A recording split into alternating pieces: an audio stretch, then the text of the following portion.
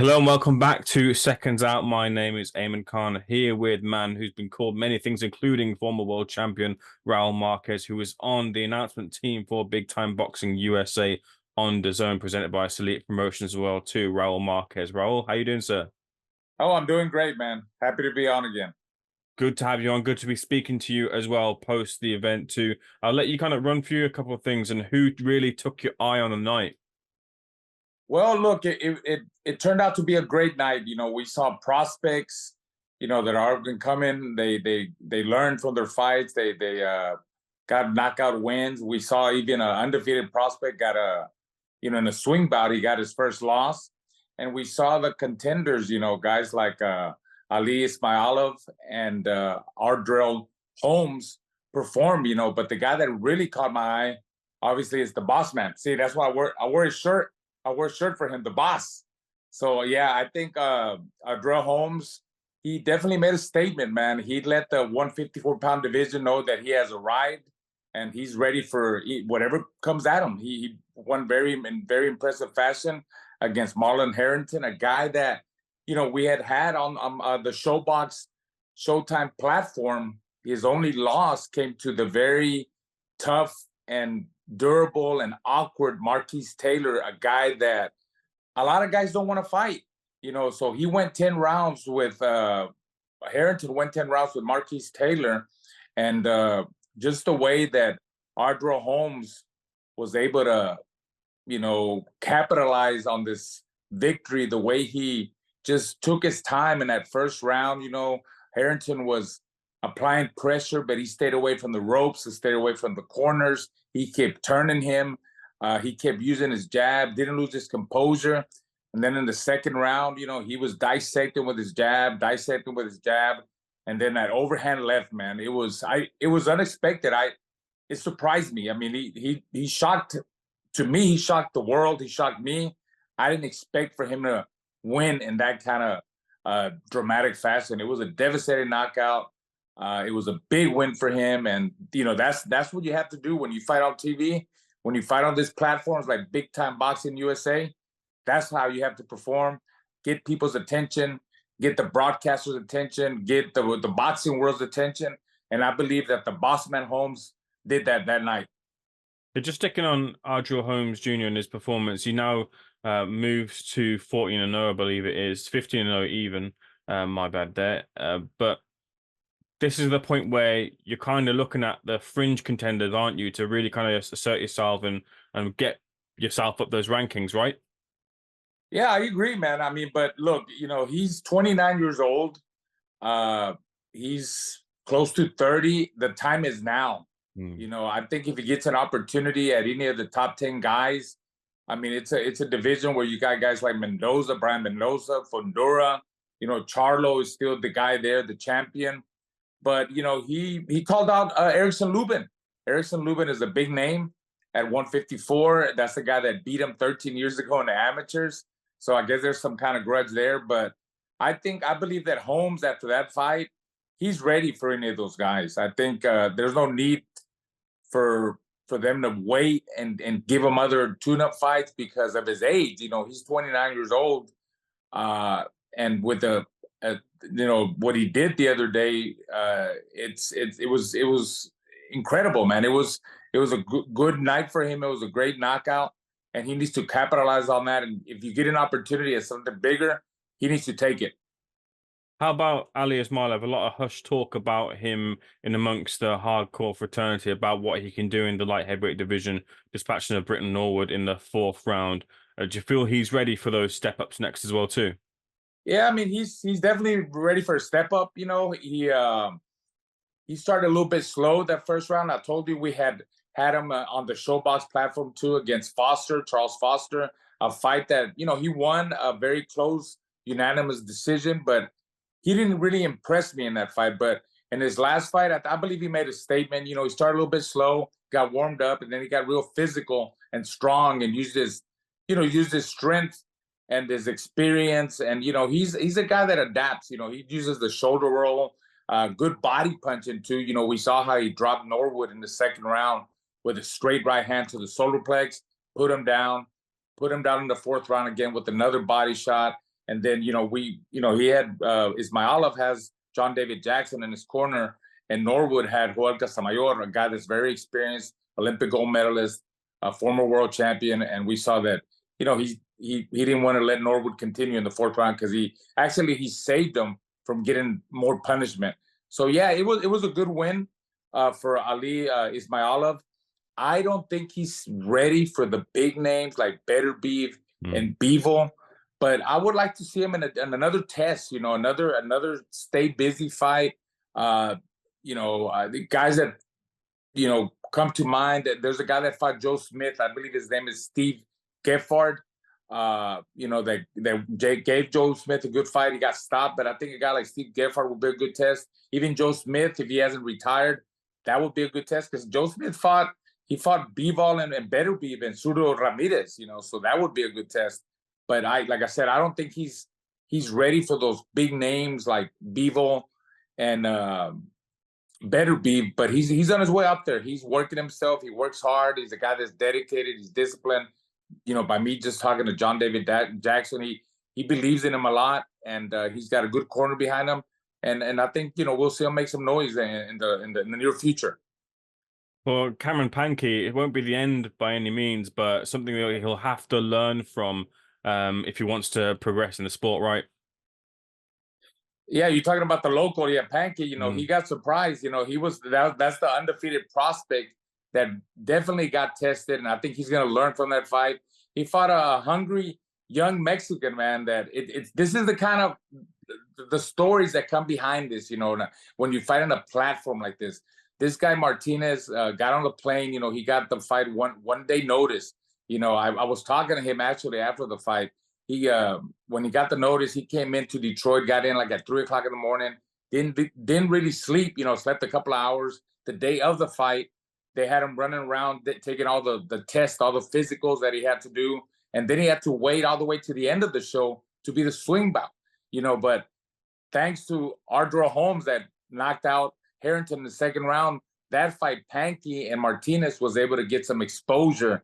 And yeah, Martinez brought it to him the first 3 rounds. It was relentless pressure. He was like the Energizing Bunny. He kind of ran out of gas in the third round. In the third round, he dropped Panky with a barrage of flurries, combinations. He dropped them. The 4th, 5th round might have gone to Panky's side. The 6th, it was close. It could have been either one. I thought that Panky might get the hometown decision, but I think the judges made the right decision by giving it to Martinez because he did score that knockdown in the 3rd round. But it was a great learning experience for Panky. Like I always said, a loss is not the end of the world. You learn from it and you come back and get better. And that's what I'm hoping that Panky will do. And this is the kind of fights you're going to get on this platform. Big Time USA, you're going to get guys that might take their first loss and learn from it and come back from it. My best experience, Oshaki Foster, I remember the first time he fought on Showbox. I don't know if it was the lights, the cameras. I don't know what it was, but it wasn't him. He's a guy that's very talented. And he took a loss on Showbox. He went 2-2 on Showbox, won 2 fights, lost 2 fights, but he lost his first fight on that platform, Showbox. And look at him now. He just defended his title for the 2nd time. He's a world champion. So the guys fighting here on Big Time Boxing USA, when they take a loss or even 2 losses, you learn from a guy like Oshaki Foster. You go back to the drawing board, you go back to the gym, and you get better from it, and you can still become a world champion like Oshaki Foster did. What of Joseph Hicks and Deville Smith, both two Dimitri is keeping a keen eye on, especially Deville, who is likened to Detroit favorite Tommy Hearns. Did you see some of the little bits of that in his game at all when watching him up in the flesh? Yeah, Deville Smith, for being only 23 years old, he kept his cool, he kept his composure. He used his height, his reach to his advantage. He controlled the fight. Mancia, a tough Argentinian guy. Those Argentinian guys, they're in there for one reason, to be opponents. They're tough. They take a good shot. And Mancia kept coming straight forward. He tried to intimidate Deville Smith. He tried to put him in difficult situations. And I think Deville Smith handled himself very well. He kept his composure, kept him at bay, kept pecking with the jab, and landing the straight right hands, some good body punching too. To me, this card was a lot of guys were throwing good body shots. Joseph Hicks, Deville Smith, Ismailov, they all landed some good body shots. It's they know how important it is to have a good body attack in the boxing world. But yeah, Deville Smith, it was a great win for him. He went 6 rounds. He wasn't able to get him out of there, but he learned from that fight. Munguia was a tough, rugged Argentinian that tried to get in his face. They try to smother, they try to cut the distance. And I think Deville Smith fought very smart. He kept turning him. He kept staying away from the ropes, kept him at bay, and he did what he had to do to win. Same thing with Joseph Hicks. He was National Golden Gloves champion, decorated amateur. He was a team captain for Team USA. He's 30 years of age. He got a late start in boxing, but that was another learning fight for him against the Argentinian Villalba. Villalba brought it to him. He outworked him. He threw some good body shots, dropped him in the second round with a right to the body, and then in the fourth round, he heard it. No, in the third round, he dropped him with a body shot. He even heard me when I was doing the broadcast, and man, he's doing a good job working to the body. And he yelled at us, well, I'm about to turn it up. I'm about to turn it up. Sure enough, Joseph Hicks turned it up in the third round, dropped him, came back in the fourth round, dropped him again with a left hook to the body, and got the win. So that was a good win for those 2 undefeated fighters, Deville Smith and Joseph Hicks.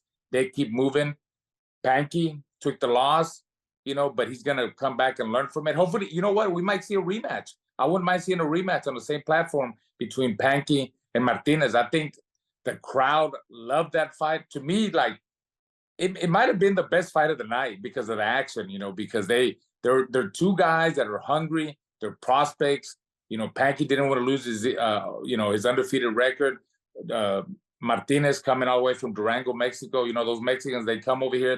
They're hungry. They're tough, and he showed it that night. So that was an action-packed fight. Overall, the card was great. I mean, the crowd was great. It was great to be back in Detroit.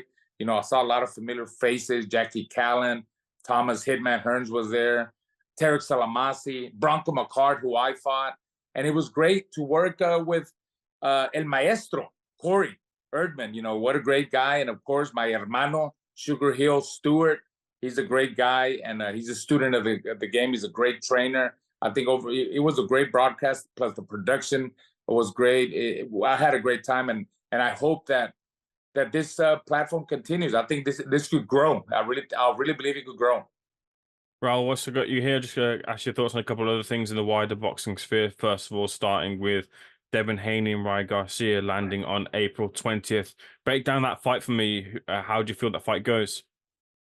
Man, I tell you what, they're doing a really good job of promoting the fight. They're both getting in their face. I mean, Ryan Garcia is a great, he's a promoter, he's an actor. He knows how to promote, and that's good. He's a big social media star. I've known Ryan Garcia since the amateurs, when my other kids fought in the amateurs, and know his family and all that. I've also known Devin Haney and his dad, my son Jaimie Munguia, who's 8-0 with 5 knockouts. He's got a fight coming up in March. He's partnered with Devin Haney. I think I think it's gonna be a hell of a fight. I think it's, Haney in his last fight with Regis Prograis, he really grew. He really grew. He really showed me a lot. He's getting stronger. He showed me power. He showed me he's sitting down on his shots. He's a flashy guy. His boxing IQ is great. He's fast. He's in and out. And, of course, Ryan Garcia, he had a good amateur background. He's a good fighter, too. He's got that left hook. He's got good power. I really haven't broke down the fight. I really haven't taken a look at who I think is going to win. I think that fight is good for boxing. I do know that. And I really haven't sat down and really broke it down and see who I think is going to win. But I think it's going to be a really good action fight. Sticking to the top of the tree, there seems to be some interesting developments regarding Canelo Alvarez and his situation with the PBC. He looks to be maybe moving over to Matchroom and taking on Jaimie Munguia and Edgar Berlanga potentially, but just sticking on the prospect of the Jaimie Munguia fight, a good fight that people have been wanting for a long time, a fight that you're happy with, Raul? Yeah, of course. Hey, look, Canelo's gonna do Canelo. He's the star. He's gonna do what he wants to do, and I respect that. Whatever deal he couldn't figure out with the PBC, it didn't work out. I mean, but he is the face of boxing. He is the money man. He is the cash cow. He is the lottery. Everybody wants to fight him. And if he decided to go on the other side and fight a guy like Munguia, hey, that I would love to see that fight. I think a lot of people want to see that fight. Munguia is a strong, Mexican fighter from Mexico too. He comes forward. He comes to fight. I think it'll create a great fight for Canelo. Because Munguia's pressure. He's strong. He's got power. He's hungry. He's young. It's a fight that I want to see. I'm excited about that fight. What of the potential that we might not get the Canelo David Benavidez fight? A fight that a lot of people were calling for. No, I think it's just business, man. I think Canelo's making the whatever's going to benefit him best. I think he feels that he could pick up another money bag. Find Munguia and even they talked about Berlanga and whoever else. And the fight's going to grow. That fight between him and Benavidez is just going to grow. The people are going to want it more. I want that fight. I mean, if they would fight now, it would be great. But I think Canelo is just a business move. He's trying to cash out. I mean, I think Benavidez might be his last fight of his career. Is it a dangerous fight for him? Of course it is. There's a reason why he's not taking it right now. So he wants to go and win other fights, with Munguia, maybe Berlanga, collect more money. It's just business. But I do believe that Canelo will end up fighting Benavidez before his career is over, because Canelo has never said no to anybody. He's always fought the best. He's a great fighter, and I believe we will see that fight before his career is over. Do you see some of the social media reaction? People kind of calling Canelo, when you're at the top of the tree, they call him a duck for not taking these Benavidez fights. Surely it's not that, right? Nah, I don't think he's a duck, man. He's just he's making the right business move, and he deserves to do whatever he wants. At the end of the day, us fighters, we fight for us and our families, and nobody else matters. When you retire, nobody cares about you. Nobody, that's just the way it is. That's the business part of it. Yeah, what people want, what promoters want, what managers want, hey, they might want that, but when you're in a position like Canelo, you're gonna do whatever you want. You deserve to do what you want, because he is Canelo Alvarez. He is the cash cow. He is the big star. He's still the face of boxing.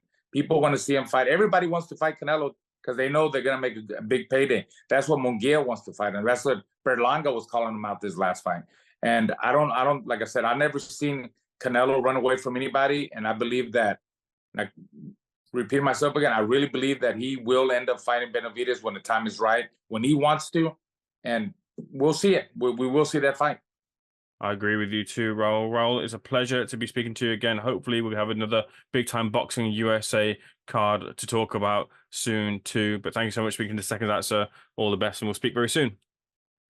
Thank you, man. Always. Good, man.